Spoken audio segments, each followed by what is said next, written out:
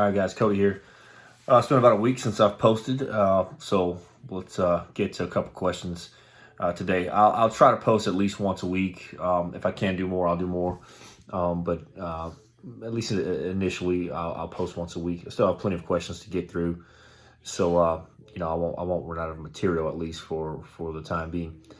One of the questions was from an individual actually interested in being a foreign service officer, which is different than a DS agent. A DS agent is a foreign service specialist. So there's obviously different fields in between both, but there's what's called generalists, which are foreign service officers. Those are your economic officers, your political officers, your consular officers, maybe a management officer. And then you have your specialists, which are DS special agents. You have some IT specialists. You have general services officers fall under a specialty field. So it's just kind of two different elements. But the question is about living and working at a high threat post. So I've been to two high threat posts on 3 different occasions: Baghdad twice, and Erbil once. So I can talk about those. Both were a good bit different, and I'd start with it's going to depend on which post it is.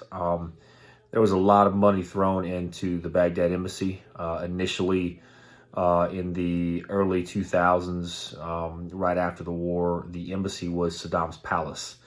And a lot of guys I know said that was fantastic. They had a great pool. They had a good time there. But it's no longer the palace. It wasn't the palace when I went there. I got to drive by, fly over the palace in a helicopter, but never been to the palace. So now it's called the New Embassy Compound.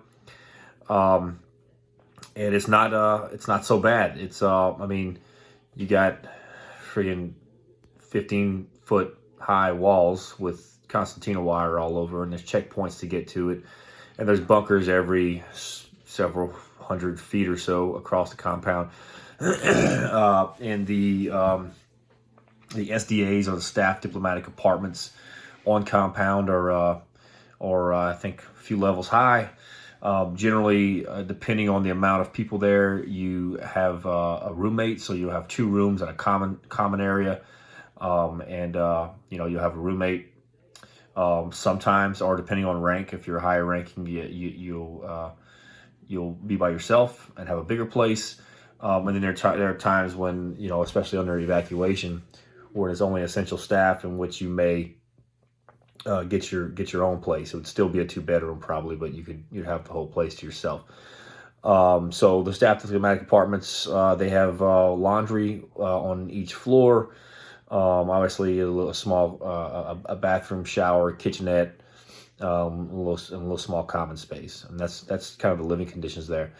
As for facilities on the compound, in Baghdad, we had 2 pools. We had an indoor pool, Olympic size indoor pool.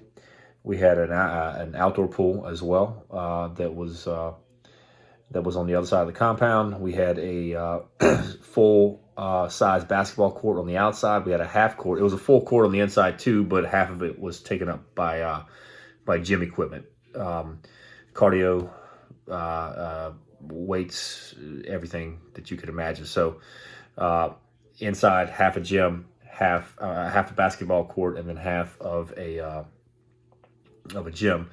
And then on the other side of the compound, more closer to where the chow hall was, there was another gym that was for the real heavy lifters that went there. So 2 gyms, 2 pools, a soccer pitch or field, whatever you guys call it. I don't play soccer. A grassy knoll if you want to sit out and hang out and, I don't know, read a book. It's hot. It's usually pretty hot there, and the air is filled with feces, so I wouldn't hang out there too much. What else? Oh, there's a bar.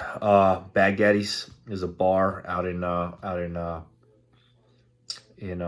Embassy Baghdad, and it's pretty good. It's open. Well, I don't know when it's open. That depends on management there, but it was open for us Thursdays and Fridays.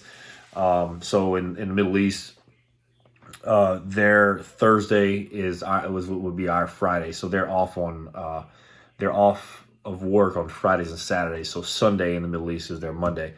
So Thursday and Friday nights, the bar was big, and we'd go out there and we'd dance. You'd have different people volunteer to DJ and play music. Sometimes you'd have people who would put together a band and they'd jam out. Same thing on the other side of the compound near the pool. Sometimes people would put together a band and jam out. You can drink out there. There's barbecue pits. Again, it's hot, so you don't, you barbecue when it gets a little later. I mean, it's not always hot. It's the winter months do get pretty cool. I think they have fire pits. I'm pretty sure they have fire pits as well for the cooler months in the evening when it does get cool. So it's not bad. And I mean, what do you do for work? So it depends on your reporting and your boss and everything. Depending if you're a foreign service officer, you may have to be in, 8 to 5 or 9 to 7 o'clock or whatever. I was in protection. I mentioned in the book, and I think in another video, I'd wake up, go to chow, get an intel brief, go out, prep for the mission, prep team, do a hood brief, rules of engagement, all that stuff. And then we go out, do our mission, come back, and usually get some chow at that point, and then get a workout in, prep for the next day, and then the day's kind of over. So it just depends. But that was basics of a DS agent in a protection office. That's how my day was, and I think most other guys' days. They also have a commissary, a very good commissary. So you can go in and generally buy just about everything. You can get everything from laundry detergent to frozen meats to everything. You name it. Anything you can get in a grocery store, they pretty much have it there. It's shipped over on mill flights, and you can get stuff. Now, if I say everything, I mean, there's probably some things you can't get, but most things you can get. Most basic necessities, I guess I'll say, you can get at the commissary. And there's also things called grab and go, and that's in the book as well. I talk about the grab and go, and so there's these different little spots. And I be quite honest, I don't know if the grab and go is still there. I feel like someone might have said they took them away, but these were just little areas in the different buildings that you'll go in that just have snacks. And so they have like the small cereal bowls. They'll have power bars. They'll have Rippets or Rippet drinks. Dudes used to just rip the Rippet drinks. They would take as many as they could, and drink them for the day, for the mission. So anyway, that's it's really nice facilities when you're there, and they take pretty good care. You're stuck on the facility unless you have a job like protection, where I was out just about every day in the protection office, taking different fellow diplomats out to their meetings. So if you are one of those that need to get out, you might get out once, twice a week, maybe a little more, but you're in the confines of a diplomatic motorcade, of a high threat, high profile motorcade, maybe a low profile motorcade, but still you're not just going to hang out, walk into markets and check out Baghdad. It just doesn't work that way. But anyway, that's about it. So I hope that answers your question for living in a high threat environment. I'll talk a little bit about Erbil. Erbil was different. Erbil, and I mentioned this in the book as well. I'll go in pretty good depth about Erbil, which is in northern Iraq in the Kurdistan region area. And so that was just to cut out, basically we put some T-walls around a neighborhood. We took several city blocks. The U.S. government, from my understanding, just paid people off to get to lease their houses, and they left. And we sealed them off with some T-walls, put in some gates that were up to par, and boom, you have a consulate. Made some offices out of homes, made some houses out of the house, some houses out of the some housing out of the villas there. They call them villas. You had there, it was a little different. You didn't have a commissary. Man, we couldn't get bacon. It was so hard to get bacon. We got bacon once, and I paid $22 for about this thick of non-cut bacon. And the only reason we got it is because we had some contacts within the community there. And we were inside a Christian area neighborhood of Erbil called Ankawa. And so we made some connections, and the guys got us bacon. They charged me $22. I didn't care. I paid for it. But I ended up having a guy that worked with me out in Baghdad. And he would come once every couple weeks, and so I'd have him smuggle some bacon. Yeah, that's pretty good. So anyway, but they had in Erbil, they had a couple local shops that were on the compound that tried to cook American food. They cooked pizzas, they cooked breakfast and stuff like that. They had a gym. It was a really makeshift gym inside of a house. No swimming. Oh, they did have a swimming pool. Yeah, it wasn't always open, but they did have a swimming pool. It was not Olympic size, smaller swimming pool. They did have a bar, but it wasn't always open. And since there's no commissary, we set up, at least at the time I was there, we set up movements to go out to the supermarket in Erbil. Erbil's a lot nicer than Baghdad. It's more developed. The Kurds love us. Kurdish folks love us. And so it's like nice malls and nice hotels, really modern stuff. And there's modern grocery stores. So they'd have grocery runs. And you couldn't just go on your own. You have to go with a team. But we'd take more than just a couple people. And we'd let them shop. And we'd do what security does. Set up kind of play zone defense there. And let people shop. Anyway, so that's those... that's kind of how it went in Erbil. And I know every post is different, so yeah, hope that helps. Other questions. What was the coolest part about being a DS agent? And it's a loaded question. There's a lot of cool things about it. There's some things that aren't so cool. But I liked I guess two elements. One, the foreign travel. I love foreign travel. My bachelor's is in international affairs. So I love studying other cultures and cuisines and languages. So I really enjoyed that. But the other part is you're involved with some pretty, oftentimes, I guess it depends. Sometimes you're involved in some really cool kind of moments in history, right? So I was protecting well, I don't know. I actually couldn't put that in the book, so I probably shouldn't say it on a video. But there's times where there's some pretty significant meetings going on, whether it's at the United Nations or at the White House or between two foreign leaders, and that it's about coming to a ceasefire in a war or something like that, right? So those I like history, so being a part of history is really cool. So the foreign travel, I would say, and being a part of history on occasion was cool. Benefits are really good too. I think we get paid well. We get plenty of time off. If you come in with a military or government background, you get almost double the amount of leave that you would get when you first come in. That's another topic. If someone has a question on it, hit me up. But yeah, I think those are the coolest things. And like every other place, I mentioned this in another video, there are cons. I mean, the bidding process there's cons to it there. There's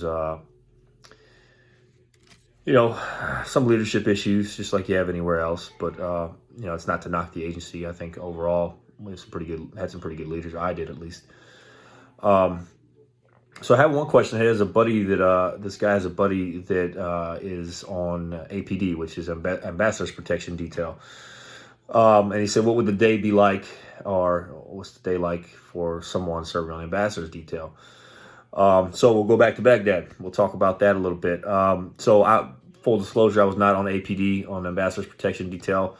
On occasion, they usually don't do this, but when they're strapped, the IPD teams, the Independent Protection Details, which is what I did, we would run an advance for them if they might be hitting several places at one time, or maybe there's another high-level protectee and the ambassador's not going with them, which he usually does, but they would use us. And so we've augmented their details on occasion, but primarily they use their own protection details, the ambassador and the DCM, which is the second in charge. It's called the DCM, is the Deputy Chief of Mission.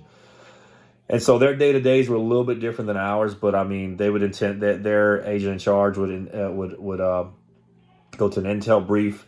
If your friend was on the protection detail, they're probably kitting up, getting ready for prepping the vehicles and everything to get going on any type of mission. Those guys are on standby pretty often, and there's multiple teams because the ambassador says go, you go. If you're on the other details, you put in a request, has to be 24 hours in advance. There's an approval process, all this. And with the ambassador, if he says go, you jump and you go. So there's things called pop-up missions. So they may go to a mission, do a movement into town, into wherever in town, and come back, and then he goes to meetings at the consulate or the embassy, and then a pop-up mission happens, and they literally just get on the radio like, we have a pop-up, and so get right back to it, kid up, go do your thing. And like I said, they rotate. So there are some guys that if they weren't on the schedule, then they could probably get a workout in, get some chow, just like anyone else. Those guys wear suits, or they did wear suits when I was there. I feel pretty confident they're still doing that. They don't hang in the same place as us in IPD. We had our own building off and away. They hung in the Chancery, which is the main office building. At least their agents did. I don't know where the whips guys with the security contractors who make up who primarily make up the detail is all triple canopy contractors, and then there's one DS agent. So I'm not sure where they stayed, and I probably knew at one point, but I don't remember. So yeah, just same type of stuff. Eat breakfast, work out, go on a mission. They're on standby a little more than the rest of us. Go on a couple missions and do it again. Wearing suits, have a bunch of guns, drive some Suburbans. Used to have some helicopters on top that would run route recon for the ambassador. That's when we owned the air. I don't think we own the air anymore. We didn't whenever I left, except on occasion, for high profile, our high risk mission. So that's that. Anyway, that's all I got. If you guys have any questions, please let me know. If you're seeing this on YouTube for the first time, I have a Instagram page, AgentsUnknown_book. I have a Twitter account that I'm trying to use more, but I'm still struggling with it. I have a Facebook account as well. I've been more active on the Instagram. I have an audiobook coming out. Check it out. What else? Making a website, full website with a bunch of different things about Agents Unknown, and I'm considering writing another book about something. I don't know. We'll see. So anyway, I appreciate your time, and if you got any questions, hit me up. All right, out.